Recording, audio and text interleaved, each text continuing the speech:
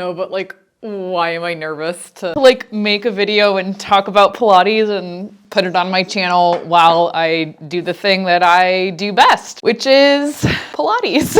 Like, why am I nervous to talk to you guys? It's so weird. But I figured, why not kill two birds with one stone and do my Pilates session while we like chat about, I guess, just like everything, I guess, that's been going on in the last year for me, because really, truly, like 2024 has been such a big year for me, I guess, professionally. And so much change has happened, and it's honestly not a lot of change that I had foreseen at the start of the year. So yeah, I guess let's get into it, and just why not start with a little recap of the year. So about like this time last year, I applied to like a prep course for a master instructor program through Peak Pilates. The scariest thing about it was that like Peak is classical Pilates and I'm a trained contemporary Pilates instructor. So I knew that it would be a big change for me to like learn how to teach a different way. I didn't anticipate that it would almost require me to like change a lot of aspects of who I am as a teacher, how I teach, what I teach, but it has. So in 2024, like I have really become like a pretty strict classical Pilates teacher. And I think with that, it kind of brings up the conversation of like, what is classical Pilates and like what is the difference between contemporary and classical Pilates?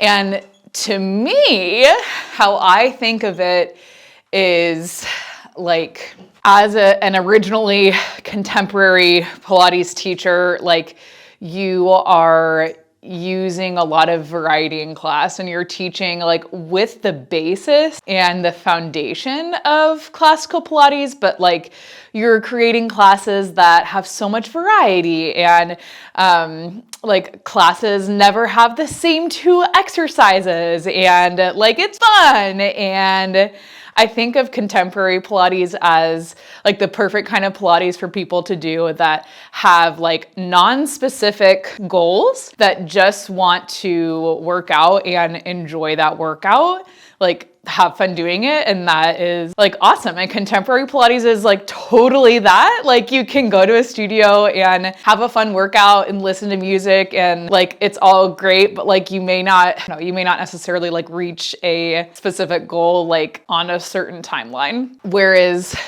with classical Pilates, because you are following the classical system, you're following the orders, there's a lot of repetition with what you do in classical Pilates, you're much better able to see progress and see result. And with following an order, it's just like with strength training, like you're doing the same exercises over and over and over again so that you can refine them and get better at them. The way I think about it as both a teacher and a student is like classical Pilates is going to help you actually get better at Pilates.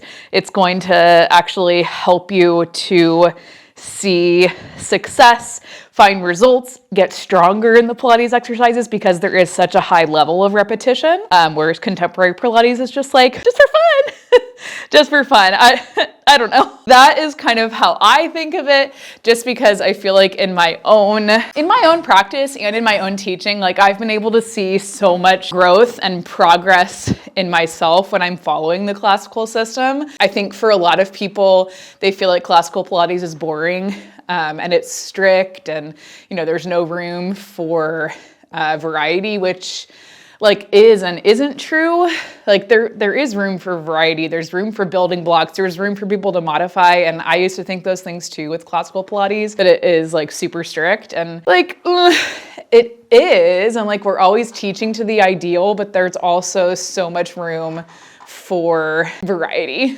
I actually saw something the other day on Instagram from a classical Pilates teacher that was like, people think classical Pilates is boring, but like, what did she say? Oh my God. She was like comparing classical Pilates, like a long relationship with classical Pilates, to like a long lasting like marriage, right? It's like you're always working on the same exercises, you're trying to refine things, and it's like it's the same way in a marriage, right? Like you're constantly like working day in and day out with the same person, trying to keep things, you know, connected. It's the same thing with Pilates, and I'm sure I'm butchering that whole like concept and idea, but I connected with it and I liked it. Like, yeah, that makes a lot of sense. I also feel like with learning more about classical Pilates, I like understand how to program more effectively.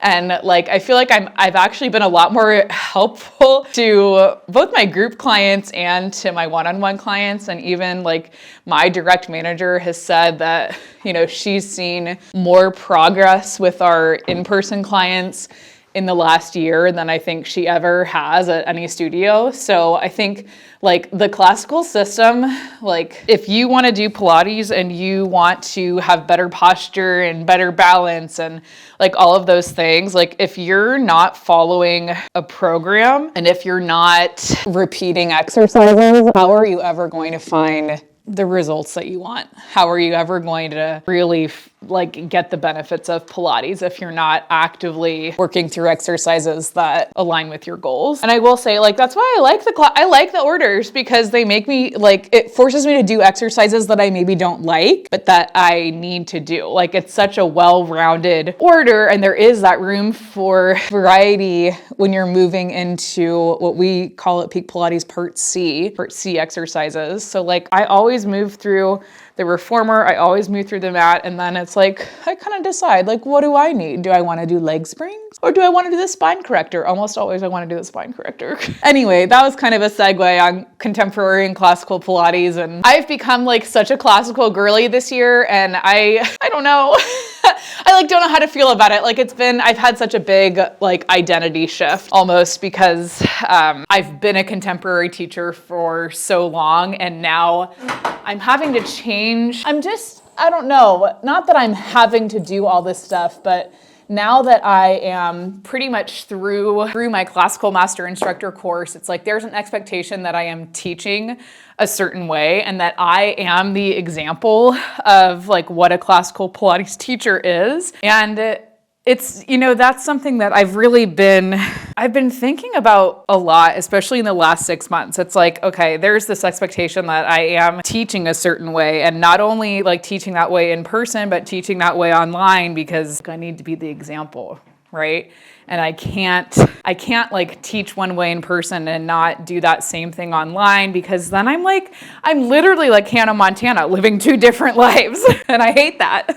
I've been giving myself some time, I guess like time away from the virtual studio to really think about what I want to do and what, like just what's best for me. What's best for me, because this is such a big change. And I am connecting so much to the classical system that finally I feel like when people ask how to see progress in Pilates, like I know what to say. Like just keep following the order. You know, that's the best way to track your progress, because you know exactly what exercises to do.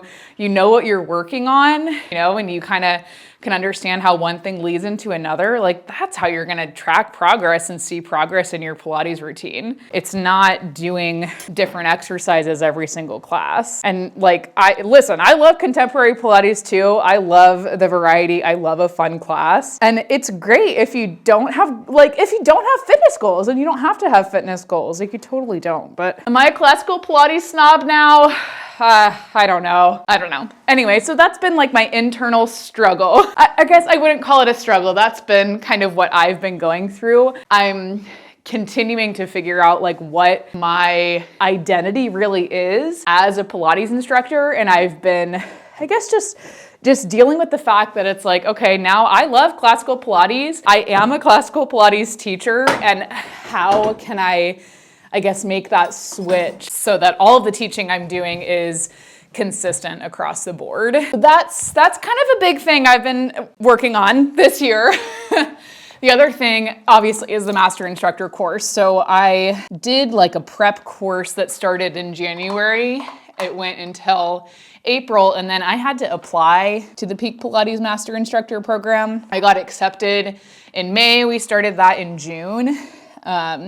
And because I was not originally a classical teacher, I had to bridge into the program. So I started my master instructor course June, ended in September. And then I have been co-teaching a level 1. That started in October. Module 2 was November. We have 2 more live weekends, December and January, and then I'm officially a level 1 Peak Pilates MI, and I am planning on running my first level 1 course in March. That's my hope, that we get that done in March. And then with Peak, I'll have to go through 2 more levels. So I'll have to go through the same kind of process for level 2 and level 3. My goal is to be like fully level 3 MI certified by 2026. So it's a long process. I don't know if every master instructor process is like that. I don't think that they are. Peak training is tough, man. So if anyone is thinking of being a Pilates instructor and they're wondering if Peak is the way to go, you will be like so thoroughly educated with Peak Pilates training. But it's, it's difficult and it's not for everybody.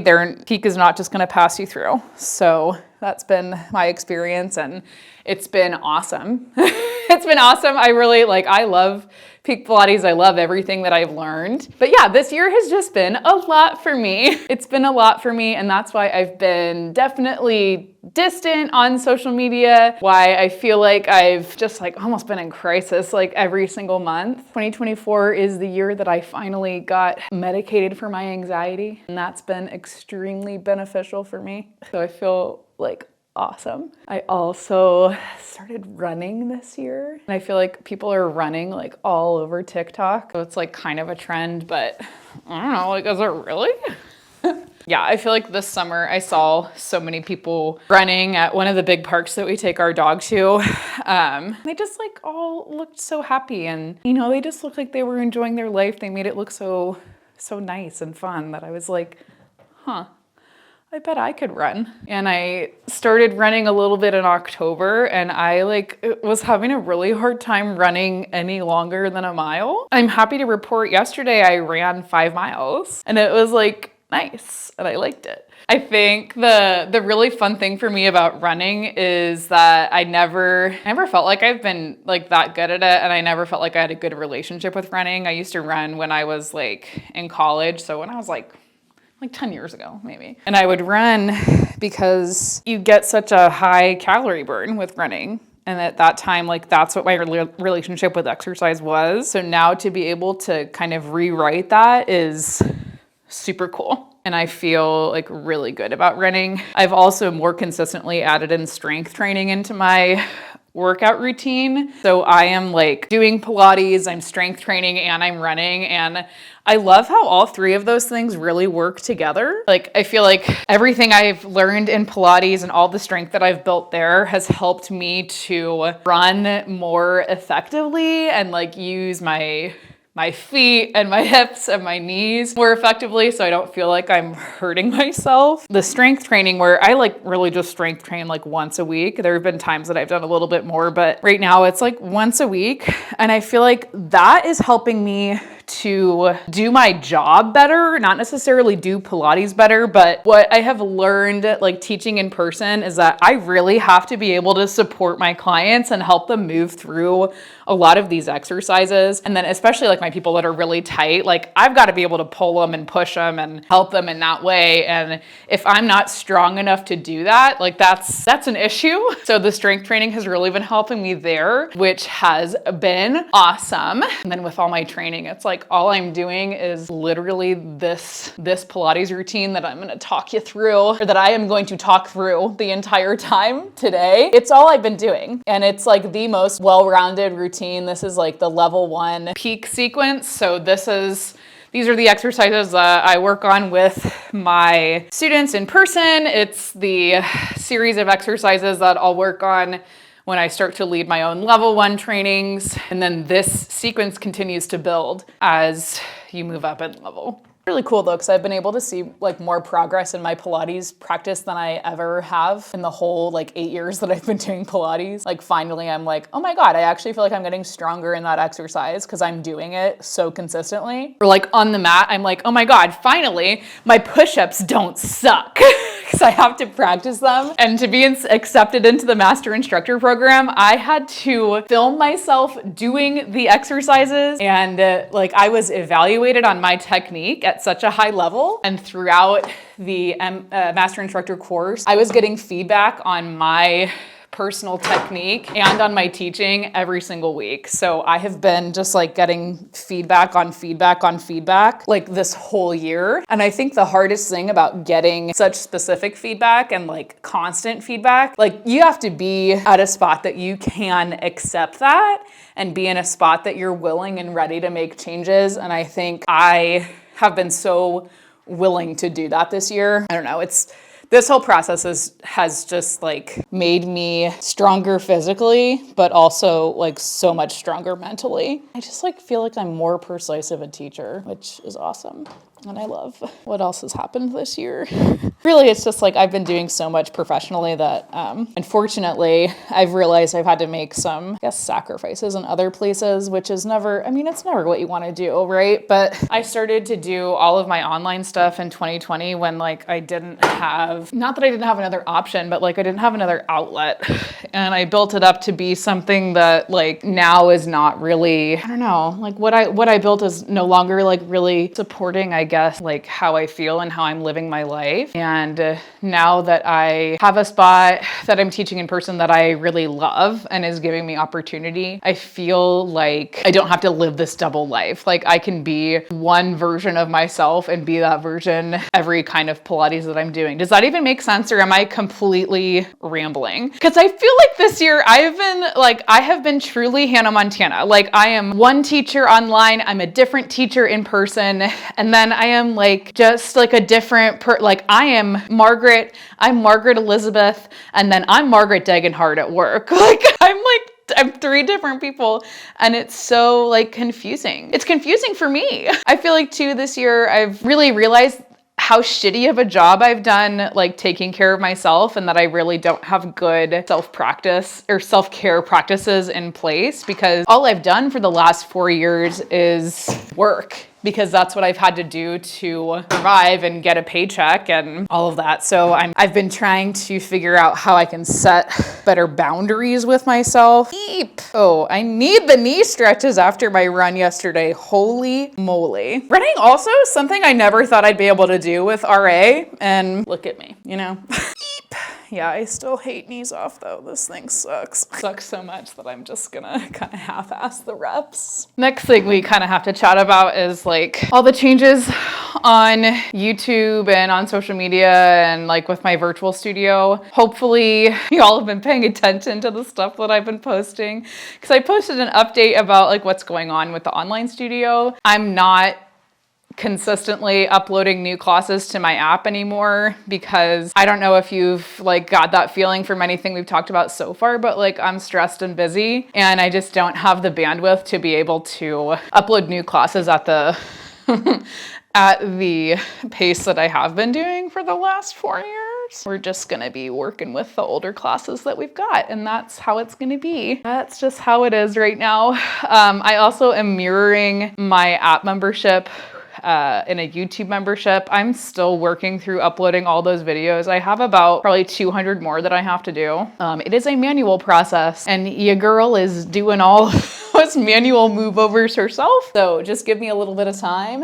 I'm still working on getting class plans in there too. Stick with me, and I appreciate everyone that has already become a YouTube member. I love the community that we have on YouTube. I'm so grateful that I've built like something. I don't know, you guys are awesome. You all are awesome on YouTube and I love you. And I could not ask for a better, more supportive community. I feel so lucky about that. But yes, there is a YouTube membership. It mirrors everything that we have in the app. And I am going to be uploading new to YouTube classes. So it's just some of the classes that we have in the app that are going to be available for everybody too. Honestly, like my virtual stuff is kind of moving to the back burner, and it's not because I don't love you, and it's not because I haven't felt fulfilled doing that. It's just that it's time to just reprioritize, I guess. You know, like my online studio is like, it is like any other job. There are not many people that stick with one job for 4 years. I am not an exception to that. I always have to remind myself of that. You know, I'm always going to be teaching Pilates. I'm always going to be doing some level of teaching online, but you know, it's okay to have to make transitions and to reprioritize and figure out what's going to work best for me. And I would love to make more vlogs, but oh my God, I just don't have the time. Also, like I can't really film at work. So then I'm like, well, our vlogs would literally just be me at home, and how boring is that? And I'm sure none of you think that it's boring to have a vlog where I'm just at home doing nothing, but oh my God, it would be so boring, you guys. Like it would be so boring, and you would be like, God, does this woman do anything but Pilates? And the answer would be like, no, all I do when I'm at home is Pilates. I take care of our dog Coco. I do my laundry, and that's it. And I think I'm trying to like enforce that boundary of not doing like work all the time at home. That would be awesome. Okay, so as you can see now, I've moved through the entire reformer sequence. Now I'm going on to the mat sequence. And I have to be honest, I don't know if all classical programs are like this, but Peak Pilates follows a format for sessions, and that's like one-on-one sessions. Like we do reformer, mat, individual needs, and then endings in every session. So like for this, it's 25-ish minutes on the reformer, about 20 minutes on the mat, and then about 10 minutes individual needs, which is Cadillac, spine corrector, small barrel, ladder barrel, like pedipole would be on chair, which I wish I had a chair, but I don't. And then endings, which at level 1 are the power circle and the wall. And that's something that like I never even knew that existed before I went through the Peak program. But now that I know it, I'm like, oh my God, that makes so much sense for like programming my one-on-one clients, because how the hell are they going to see progress if they don't have that level of repetition, you know? And for some people, like that's not gonna work. Like some people like are just coming to me to do a workout and have me tell them what to do, and they get a little bit more, like they get less rigidity, I guess, because it's not everybody's goal to be better at Pilates. Some people just want to have a better relationship with working out. So for them, it's a little bit different, but for me and my Pilates workouts, I try to follow the session format as best I can, because that I feel like it's just like so well-rounded. Like yesterday I went on my 5-mile run and my hip is having a little bit of a time, mostly just because I haven't run that far in 10 years. But it was just kind of hurting, and I knew like, okay, if I do the session format, like it's going to hit everything I need to hit to be able to make my hip feel a little bit better. It already feels better. Are any of you guys runners? Like, what are your big running tips? Do you guys like running in the winter? Because I do. This is another thing that kind of goes in with anxiety, and I follow on TikTok, her name's Naomi. She is a runner, and she talks a lot about like just like how to run and how to do it better. And she said something in a TikTok a couple days ago or a week ago or whatever. She was saying like, you know, a big part of running is breathing.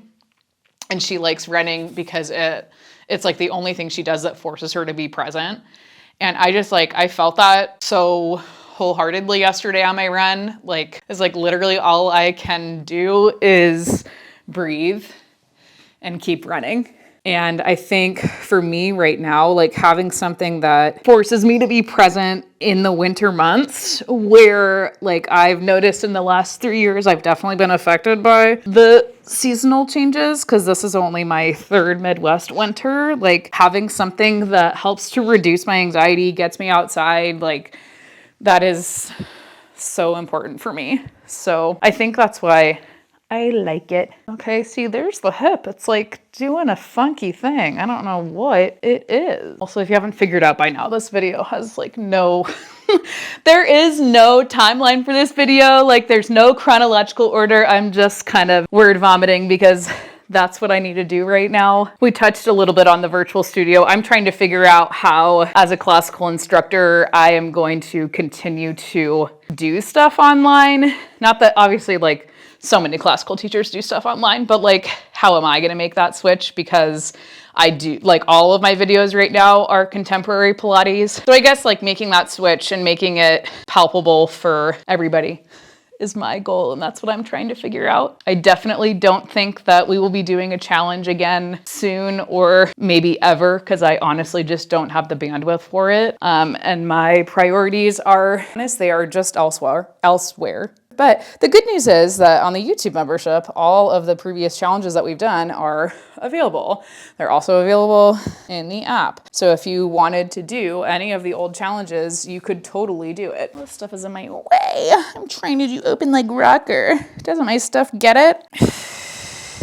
This week I had a client ask me like if I program my own workouts, and I was like, actually I just follow the order so I don't have to think about it.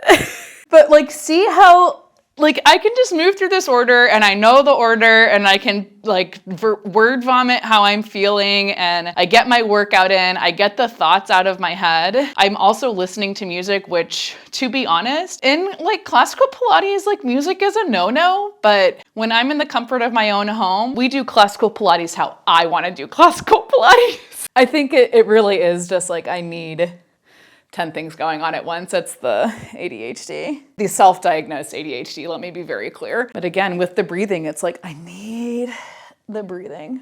I think I have had anxiety my entire life. Like I have only been on medication in the last like 6 months. So this just feels so good. Right? It's like if I weren't following the sequence, this is something I would never choose to do on my own because I hate back extension, but here we are. Full swan, one, neck roll, baby. Get the big juicy breath.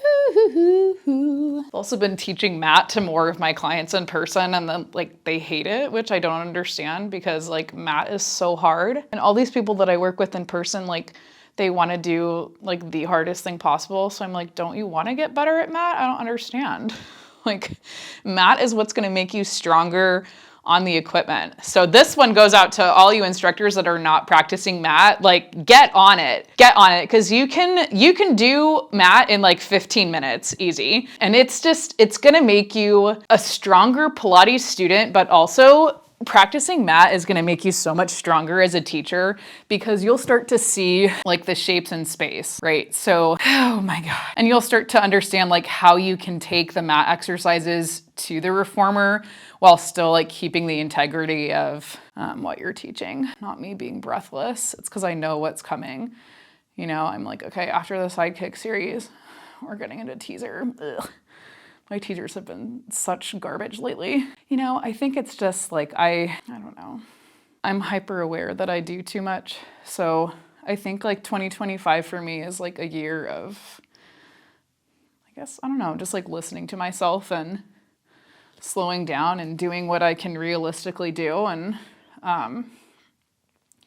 you know, I don't want to have 4 jobs anymore. I want to have fun and I want to be able to live my life. And I feel like I've lost a lot of, I don't know, like life connection because I've been so focused on Pilates and career and social media, and I want to do like less social media. Not that I want to do less social media. I want to have less pressure to post on social media.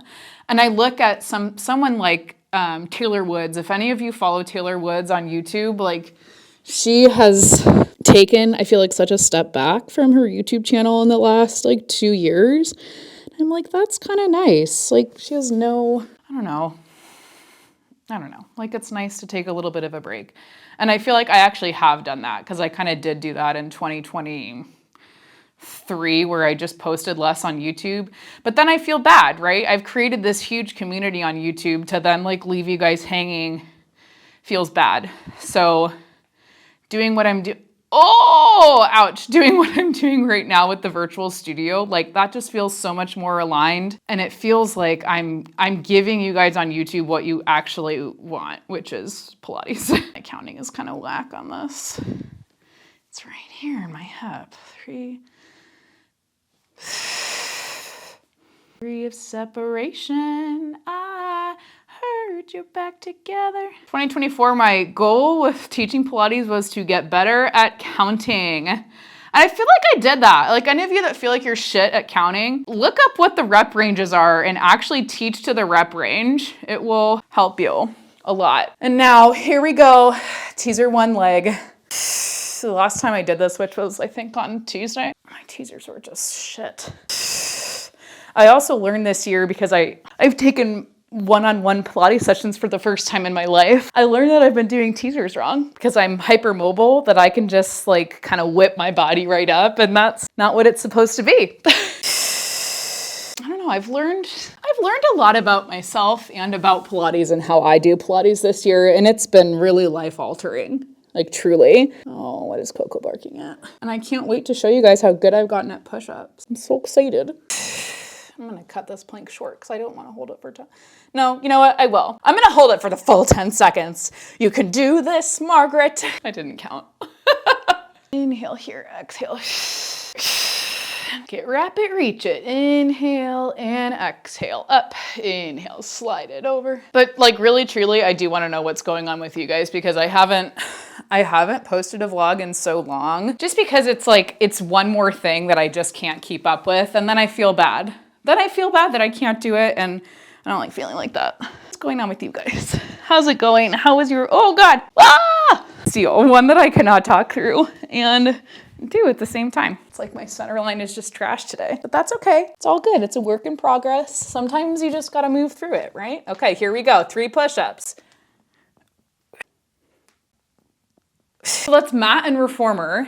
And then for part C, I'm doing 10 minutes of spine corrector. Jesus, is this gonna be a 50-minute vlog? No, hopefully I can cut some garbage out. I'm gonna say this, if you don't go take Pilates in person and like go to a studio where they have the equipment, it is not a big deal. Like if you have time to do mat and that's what you can commit to and like that's what works for you, do that. I think people get so hung up on like not having access to the equipment that they just like don't do Pilates at all. And while I've learned through the classical system that like everything works together and like you want to be able to do stuff on the equipment and get stronger on the mat, like for a lot of people, the reality is you just don't have the access to it, and that's okay. Mat is the method. Mat is the foundation. So if you work on getting better at your mat, like you're going to build so much strength. And also just like a good rule of thumb, work with what you have. We see so much garbage online of like influencers going to reformer Pilates and like they make you think that it's the end all be all. They make you think that you need to get a reformer at home, which you don't. You do not need a reformer at home. I don't know how many times I can say that. I need to move this box out of, there we go. You don't need a reformer at home, right? Like if you can't be consistent with the mat at home, why would you spend $2,000 or more on a reformer at home if you can't even be consistent with the mat? You know, not to like be that person to call you out, but like if you want to do Pilates, you can do it and you don't need any money to do it. There are so many free resources. Obviously my channel is a free resource, but like start there. Or else your reformer is gonna turn into what my reformer is, which is an expensive laundry chair. And I'm even a Pilates professional, right? Like I'm not above it. I'm really not above it. Every single day, I'm like, geez, thank God I won this in a giveaway from Balance Body. Thank you so much, Balance Body, for this. And while like, I probably don't use it every day, I try to. Oh, my spine corrector is like, oh, it's my everything. It is my everything. I will say I wish the hump was not as big because holy moly, it is hard to stay connected to this. Feels like it could be a little better. I feel like that's helping my hip. Okay, also you guys, like, I'm kind of leaning into my delusional thoughts. I kind of think I could do a half marathon. What do you think? Is 2025 the year? If any of you follow Eileen, I love her, first of all, but she's also making me think I can do a half marathon, so. And she doesn't even know that she's making me think I can do that. She just is, so I'm watching her train for her marathon on YouTube. She also is somebody that like, she is so on top of her vlogs, and I am inspired by that so much. I'm like, oh my God, Eileen, you're making me want to do more. But then I also have to remember that I am one person and I work 30 hours a week in person, so I can't really do that right now. Yeah, my hip feels better. I knew that it would. That's the thing. Yesterday, when I was running, I was like, oh, my hip kind of feels weird. And then me and Tyler went ice skating yesterday, and I was like, yeah, no, my hip kind of feels bad. Morning I woke up, I was like, yeah, no, hip still kind of feels bad, but I'm gonna do Pilates today and that'll make it better. I knew it would. I knew it would. Pilates is magic, you guys. It's magic. I love the spine corrector, and this is the best piece of equipment that I have. Like seriously, if you guys have not been on a spine corrector before, get to a studio. Get on a spine corrector. It will change your life. Yeah, here we go with the hip. Ready? Wee. See, I kind of wonder, like, maybe I could do vlogs like this. I don't know. If you guys like this video, please tell me, because I'm in here doing my session format all the time. But then it's the other thing. Do I want to put the pressure on myself to have to film my session every time, or do I just want to be able to do it and give that time to myself? It's the fine balance of like, do I actually need to have the self-care practice? Probably. The fact that I'm even saying this out loud, I probably need to have the self-care practice and not be worried about, like, I guess talking to you guys, right? Because I film pretty much every time I do Pilates, I'm filming it. But I think adding the layer of like having to set up my camera and my microphone and like talking through a full session is totally different. Because now it's like, am I focused on my Pilates? Like, yes. Am I focused on it to the degree that I should be? No, definitely not. Definitely not, because I have music going, I'm talking. Like, this is, honestly, this is like what a private session is like, yapping away. Like, absolutely just yapping. This makes me think of all my one-on-one clients that like, they come in there for the hour and they just like very obviously need to talk. Like, that's me right now. Like, this video is literally the trend of like this and yap. Okay, so now we're into part D of my session, endings. I'm gonna do the power circle endings because, to be honest, it's because I don't wanna move up against a wall. I have to move all this other stuff around, and I just don't really want to. We're gonna do power circle endings, and to be honest, it's not my favorite ending to do. It's not my favorite ending, but who likes the ring? Or who openly admits that they like the ring? Right? Nobody. Nobody really likes the ring. But it does make your inner thighs so strong, gets that centerline connection popping, you know? That's the other thing with classical Pilates. Like, I've learned concepts that I have not learned anywhere else in my Pilates training. Like, not the centerline, I learned that in other Pilates trainings, but the heel to seat connection, scapula to rib connection, the 3 anchors, belly, booty, inner thighs. Like, there are things that I've learned that have changed the way that I do Pilates and changed the way that I teach. They've made me like better able to feel the exercises. And that in itself is the reason that I am now a classical teacher. I'm skipping the feet presses because I don't want to do them. Okay. It's like I've learned with classical Pilates, like every exercise I should be able to feel my glutes, and I just have sleepy glutes. I've also learned like so much, I feel like in the last year, just about like the limitations that I actually have with my hypermobility. Like, I've never really thought about that before. It's making me a better Pilates student and a better Pilates teacher. Oh my God, the ring is so hard. That's why when anyone asks for a class with the ring, I'm like, are you okay? Like, really, truly, you can tell me if you're not. Like, really, you could tell me it's fine. Okay, I am gonna wrap up this video here because I've been yapping for honestly too long, way too long. And I've got to let you guys go. If you like this video, please tell me. I'm happy to do more on an inconsistent basis, and that's what it's gonna have to be. Remember, you guys are awesome. You can do anything you put your mind to, and I will see you in the next video. And if you want more Pilates classes, you know where to find them. Become a member on the channel. Bye.